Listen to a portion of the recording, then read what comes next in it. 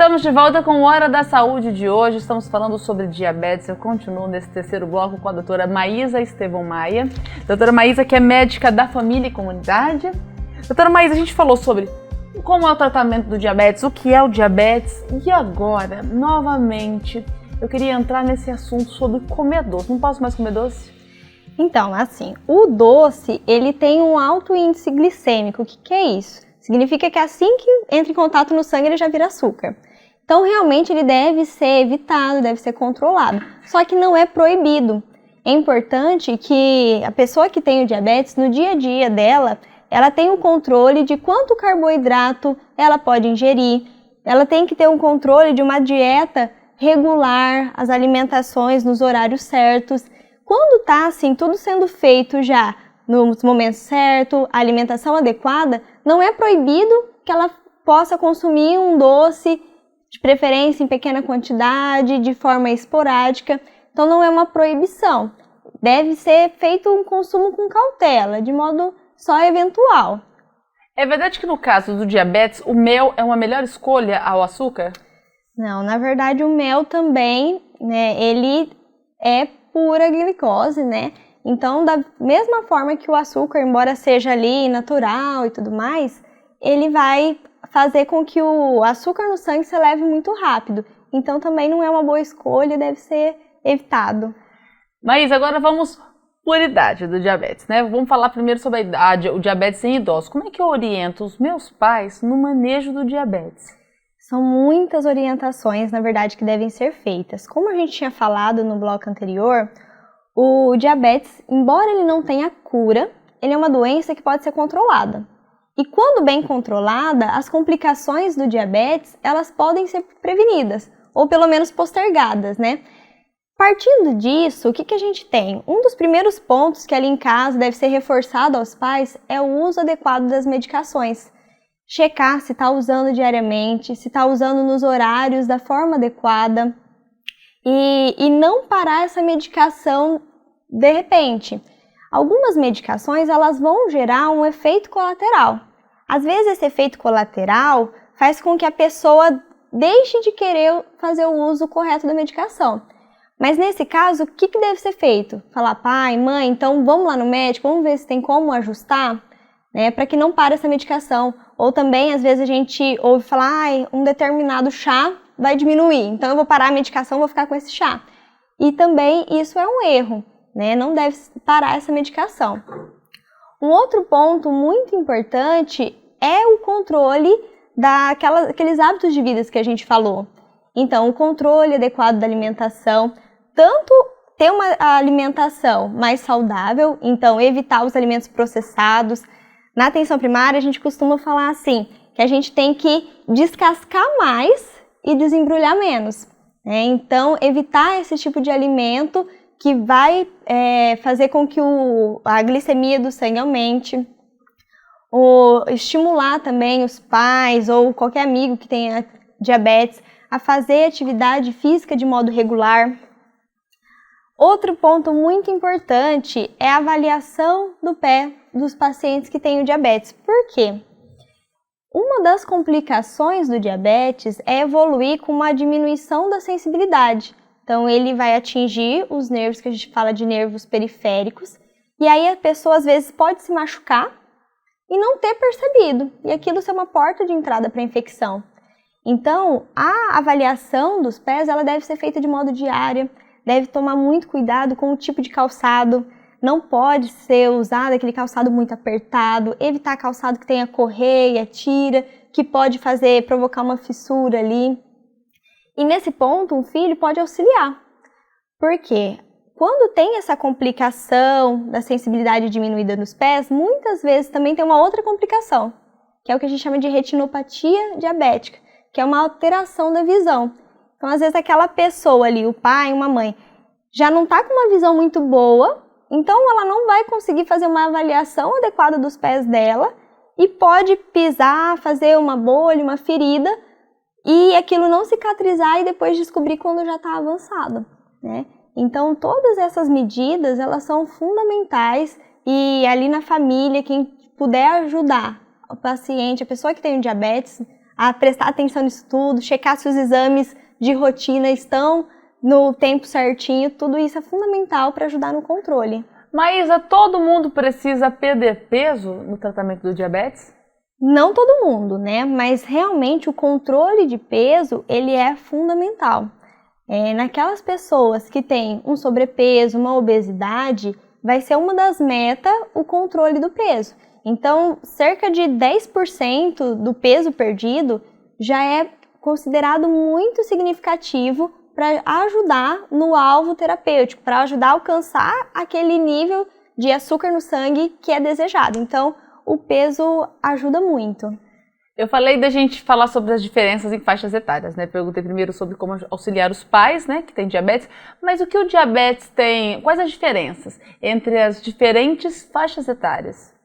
Então, o diabetes que acaba sendo diagnosticado na infância e na adolescência é aquele diabetes tipo 1. De modo geral, como ele é o que a gente chama de uma doença autoimune, que significa que o próprio corpo começa a destruir uma célula do pâncreas. Como que acontece? O pâncreas ele vai parar de produzir a insulina. Então, o diagnóstico ele é feito de uma forma mais rápida, porque ele é muito sintomático. E muitas vezes o nível de açúcar está muito alto nesse diagnóstico, pode até complicar com uma doença que a gente chama de cetoacidose diabética. Então, nas crianças, no adolescente, perde peso muito rápido, tá com muita sede, muita fome, tem que ficar atento, especialmente quando já tem um histórico na família. E para a criança é difícil, às vezes vai ser toda aquela adaptação. Para a criança, às vezes ela precisa até de um acompanhamento psicológico, porque para o adulto já é difícil. Imagina uma criança, de repente, não vai ter que evitar doce, né? Mas as crianças, elas têm um detalhe que elas aprendem a lidar muito bem com as coisas. Então, conforme você orienta, fala que aquilo não é o fim, que tem como ela conviver com aquilo, muitas vezes elas se adaptam bem, né?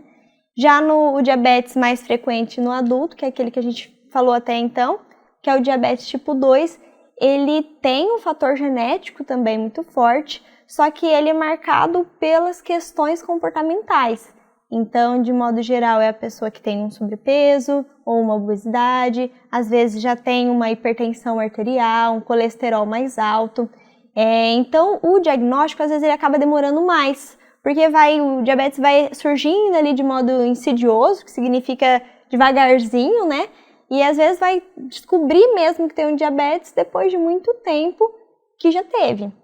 Então, assim, pensando nas pessoas com diabetes tipo 1, a gente tem um prazo ali para começar a investigar as complicações. Por exemplo, complicações renais, complicações de vista, né? Porque a gente consegue quase que definir o momento exato que ele se tornou diabético, né?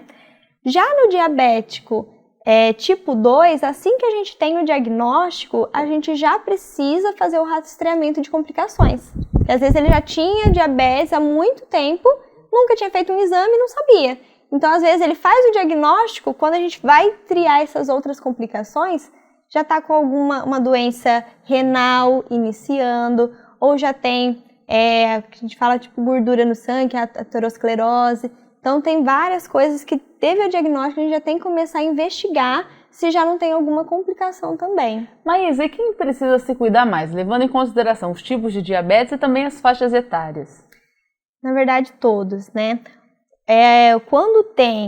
Quando alcança o alvo terapêutico, naquele exame que a gente falou sobre glicemia glicada, né, aquele que vê uma média ali de 3 meses, a gente fala que o alvo terapêutico é 7%, né? Todas as pessoas, elas que têm o diabetes, elas precisam controlar para que seja conversado ali com o médico qual que é o alvo para aquela pessoa, alvo individual, mas deve ser controlado, porque ambos, se não cuidar, pode evoluir com as complicações, e as complicações, elas podem ser graves, né? Aumenta muito o risco cardiovascular, então aumenta muito o risco de AVC, de infarto, aumenta o risco de problemas de circulação. Então, tanto tipo 1, tanto tipo 2, ele tem que ter um controle rigoroso ali para que a gente consiga frear as complicações decorrentes do diabetes. Maísa, quando eu devo rastrear o diabetes e como é esse rastreio? O rastreio ele é feito com uma glicemia, né, com exame glicêmico, que pode ser uma glicemia de jejum, pode ser essa hemoglobina glicada que a gente falou, e ele deve ser feito nas pessoas que têm um alto risco para ter o diabetes. Então, aquelas pessoas que já têm acima de 45 anos devem ser triadas, ou se tem um parentesco ali, de um parente de primeiro grau que tenha diabetes, então também deve triar.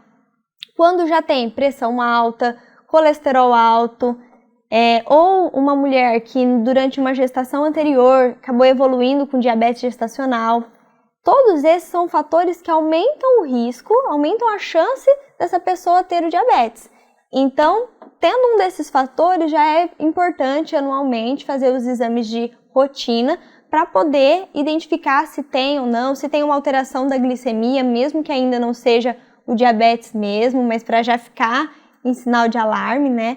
Então, esses são os principais grupos para serem rastreados. O exame que a gente faz picando o dedo, esse exame é o ideal? Esse exame ele não é o ideal para um diagnóstico e também ele não é o ideal para a gente fazer o controle do diabetes daquela pessoa que tem o diabetes tipo 2, que está fazendo uso das medicações orais. Nessas pessoas que estão ainda com as medicações orais, a gente faz esse controle pela glicemia glicada. Então, eu fiz a glicemia glicada, tá tudo ok? Posso repetir ele depois de 6 meses. Se tiver alterado, eu tenho que repetir um pouquinho mais perto, em 3 meses.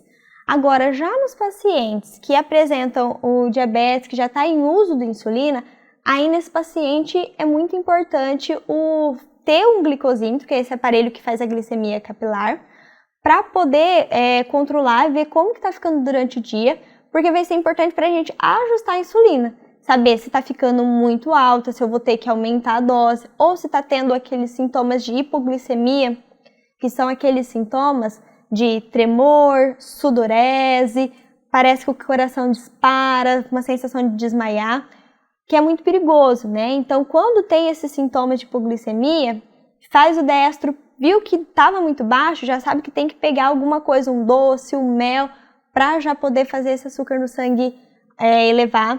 Então, é importante esse exame de glicemia capilar, mas nessas situações, para eu saber quanto que está ali no momento de sintomas e principalmente para as pessoas que fazem uso da insulina.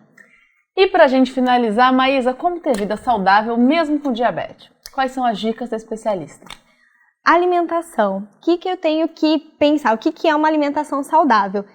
Tem que ser aquela alimentação rica em fibras, porque a fibra ela vai ajudar o nosso organismo a ter uma sensação de saciedade. Então, quando eu como bastante fibra, que são as verduras, os legumes, eu vou me sentir mais satisfeita e normalmente eu vou ter um ganho energético, um ganho calórico menor. Então, isso já é um ponto fundamental. Em questão da proteína, das carnes, eu preciso dar preferência àquelas carnes brancas, né?